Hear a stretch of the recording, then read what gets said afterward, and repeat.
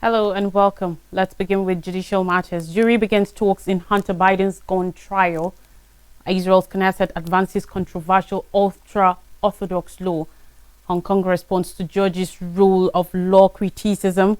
U.S. officials says 4 Cornell College tutors tap in pack attack, and South Korea fires warning shots on North Korean forces cross border. Beginning with judicial matters, the jury has started debate in the case of Hunter Biden, the son of United States President Joe Biden, accused of lying about his use of illegal drugs when he bought a handgun in 2018. On Monday, the 12 jurors deliberated for almost an hour after hearing closing argument.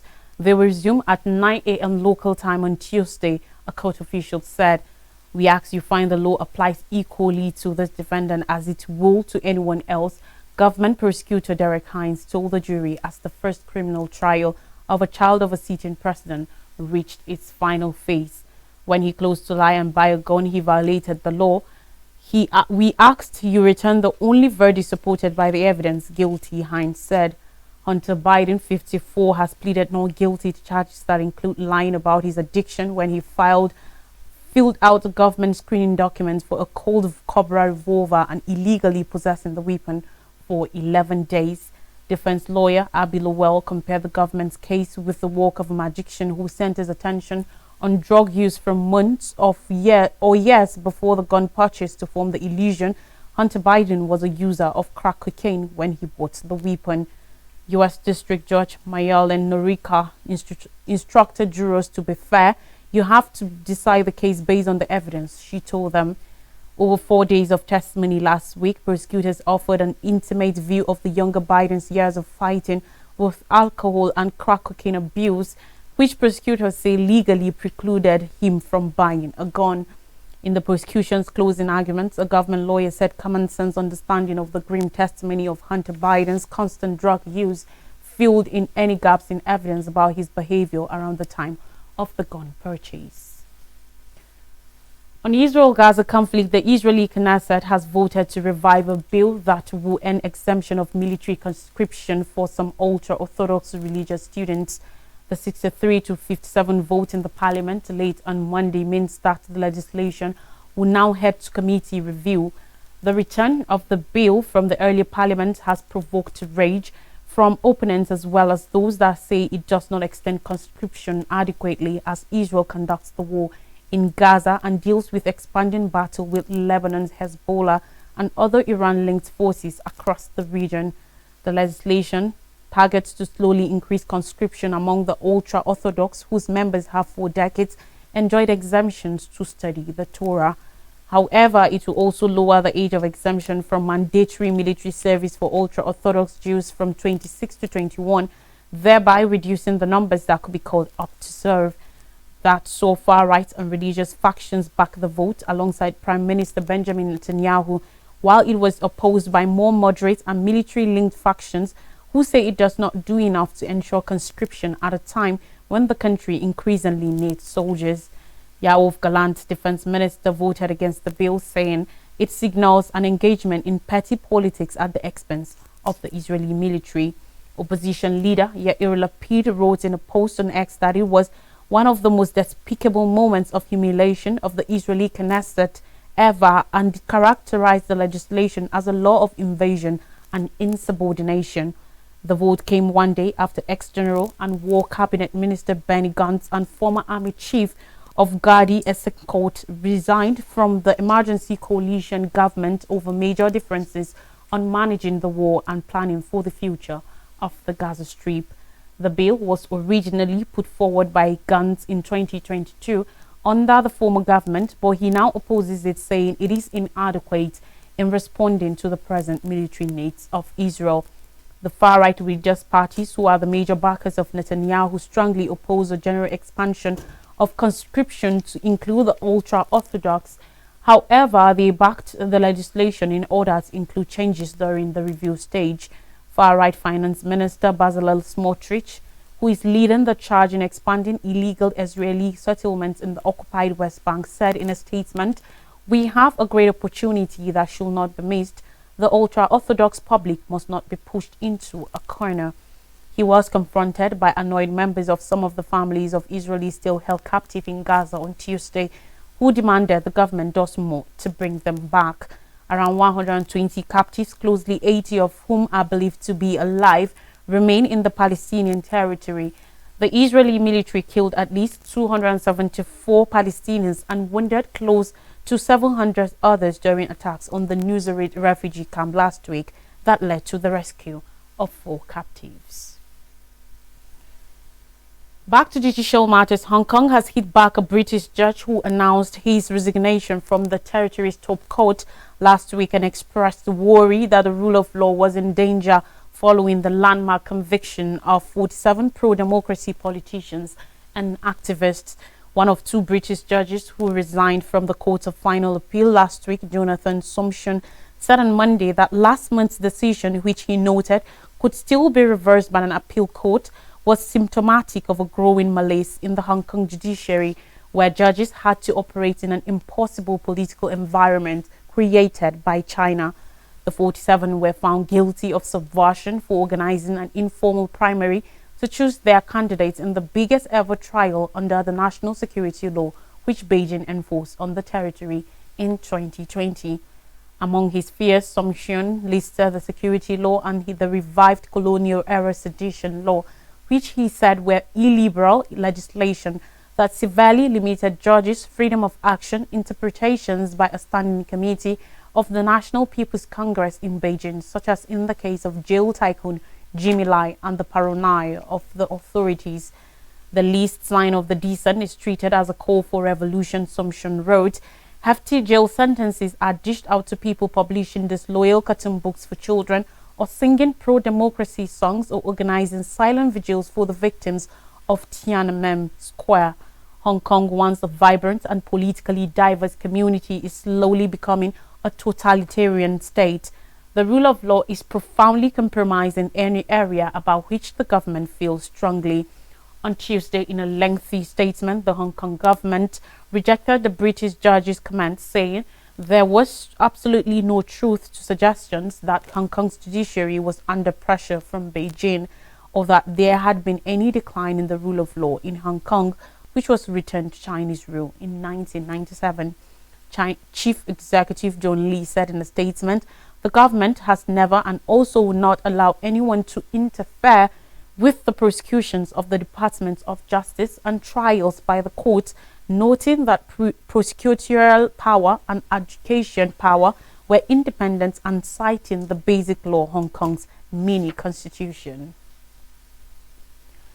Now in northeast China's Jilin province, 4 American tutors from a small Iowa university have been wounded in a stabbing attack in a public park, according to United States and U.S. government officials.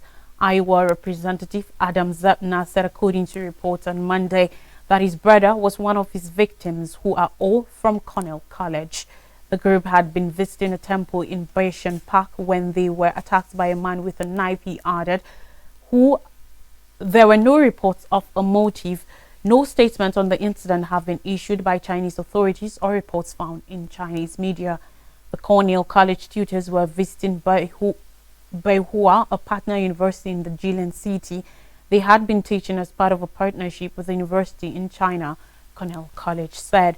Iowa's Congress Representative Marionette Miller Meeks said, we are working through proper channels and requesting to speak with the U.S. Embassy on appropriate matters to ensure that the victims first receive quality care for their injuries and then get out of China in a medically feasible manner. Iowa Governor Kim Reynolds also said she was in touch with the U.S. State Department on the horrifying attack. College spokesperson Jen Versa said, according to a report, that the U.S. State Department was aware of reports of a stabbing incident in China and was monitoring the situation.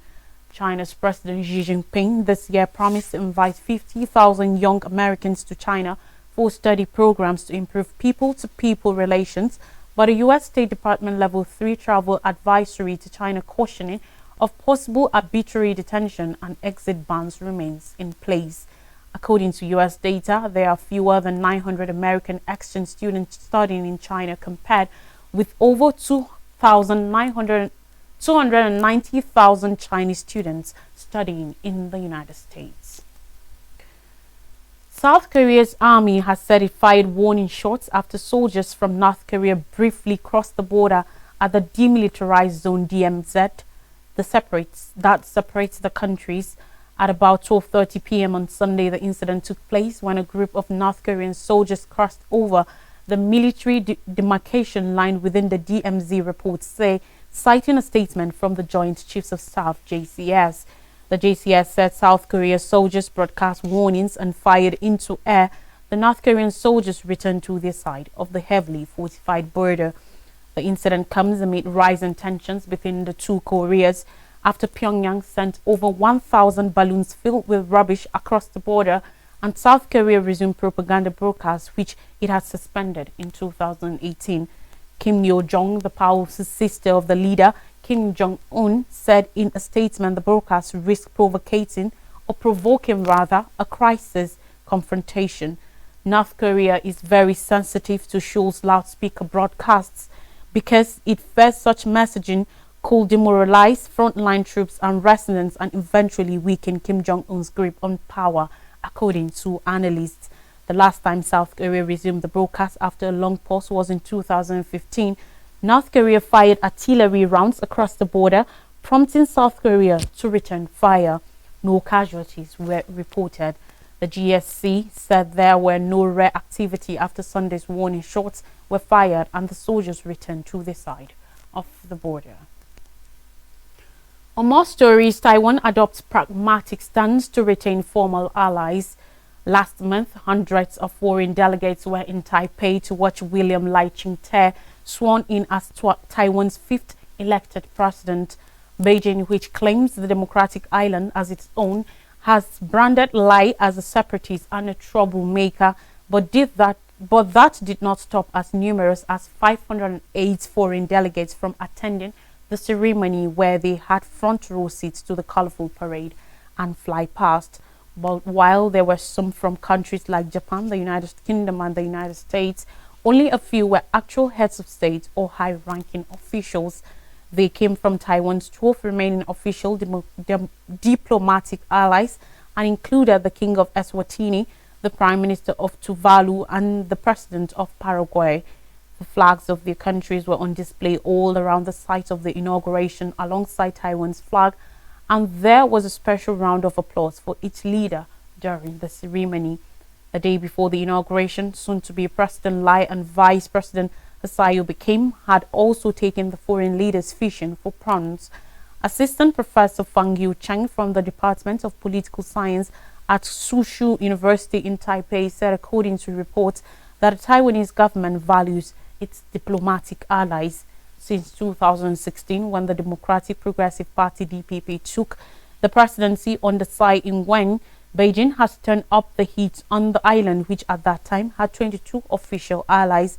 Its officials rejected all overtures for discussions and ramped up efforts to woo the island's then 22 diplomatic allies.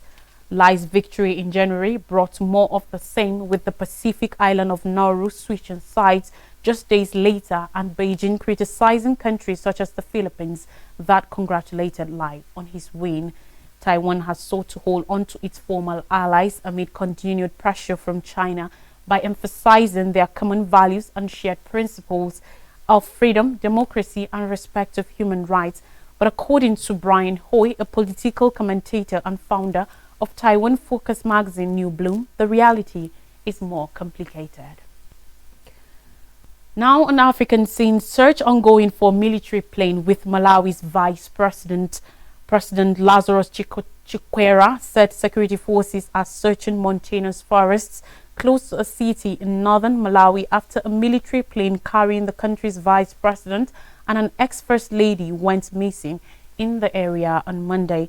The plane carrying 51-year-old Vice President Saulos Kilima, former First Lady Shanil Zambiri, and 8 others left the southern African nation's capital, Lilongwe, at 9:17 a.m.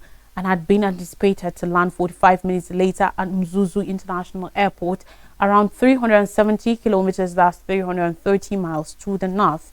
but air traffic control told it not to attempt a landing and to turn around because of bad weather and poor visibility, Chukwueze said while addressing the country in a live broadcast. Air traffic control lost contact with the aircraft and it disappeared from radar a short time later, he said. Mzuzu is Malawi's third biggest city and the capital of the northern region. It lies in a hilly, forested area dominated by the Vipia mountain range, which has vast plantations of pine trees. The president promised that search operations will continue through the night and said authorities using telecommunication towers tracked the last known position of the plane to a 10-kilometer 6-mile radius in one of the plantations. That area was the focus of the Malawi Defense Force search and rescue operation, he added. Chukwueze said the US, the UK, Norway and Israel offered help in the search operation and had provided specialized technologies that the president hoped would help find the plane sooner. Chukwueze said Zambiri, the ex-wife of ex-president Bakili Muluzi, was also one of the passengers. The group was traveling to attend the funeral of a former government minister. 3 of those on board were the military crew flying the plane, the president said. Chukwueze also asked Malawians to pray for all those on board and their families. Kilima has been vice president since 2020. Still on the news, Sergei Lavrov holds bilateral meetings with BRICS. On Monday, Sergei Lavrov, Russian foreign minister, held bilateral deliberations with his counterparts from Brazil, South Africa, Iran, Laos, Thailand and Ethiopia on the sidelines of the BRICS Foreign Ministers Summit in Nizhny Novgorod, Russia. The two-day summit held on 10 to 11th June comes ahead of a major BRICS summit in October, when leaders of the member countries will meet in the Russian city of Kazan during Russia's year of chairmanship. Ali Bagheri, Iran's acting foreign minister, thanked Lavrov for Russia's condolences after Iranian President Ibrahim Raisi and other government officials died in a helicopter crash in May. Lavrov confirmed that Russia backs Iran's commitment to the continuity of our ties and the unchanging attitude towards the development of mutually beneficial cooperation in all areas. Now we'll take a quick break, and when we come back, I'll bring you more stories from Nigeria. Don't go anywhere.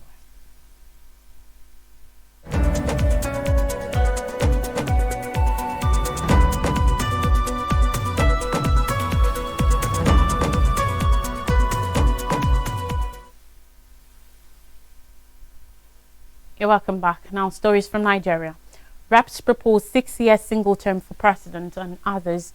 A group of closely 30 members of the House of Representatives, known as reform-minded lawmakers from different political parties known as the G30, are suggesting a single term of 6 years for the office of the president and governors and rotational presidency amongst the 6 geopolitical zones in an array of bills presented in the House.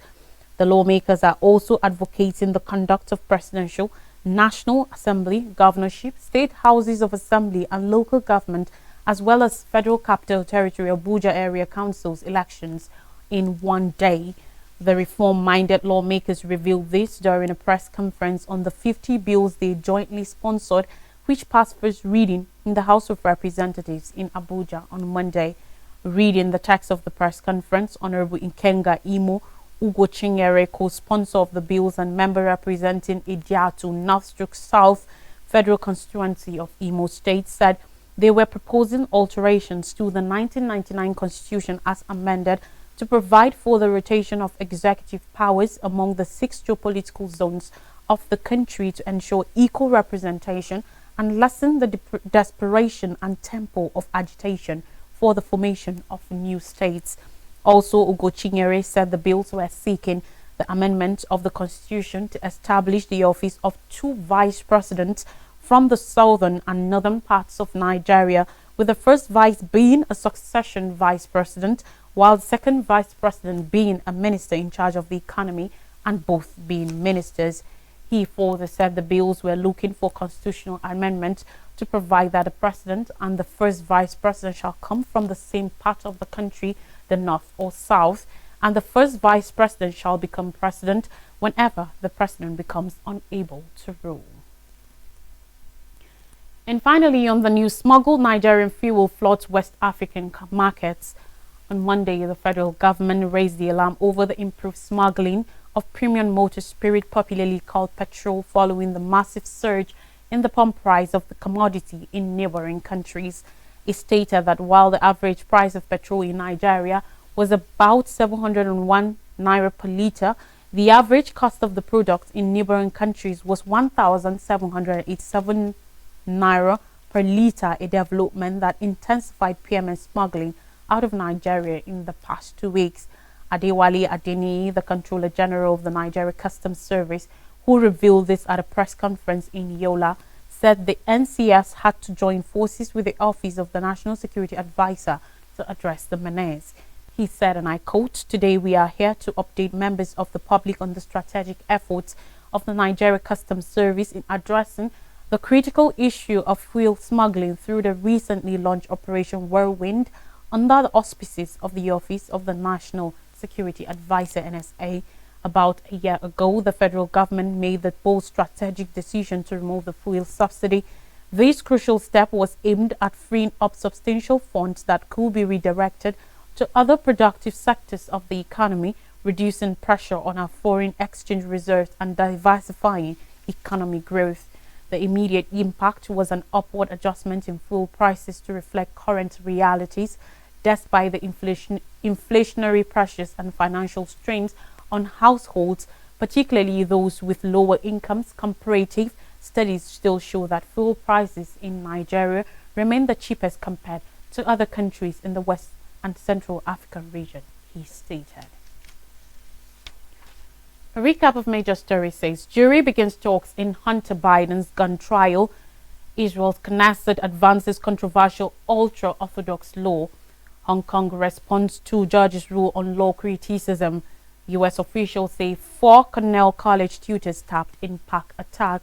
And South Korea fires warning shots as North Korean forces cross border. And that's all on the news. Thanks for watching. Enjoy the rest of your day.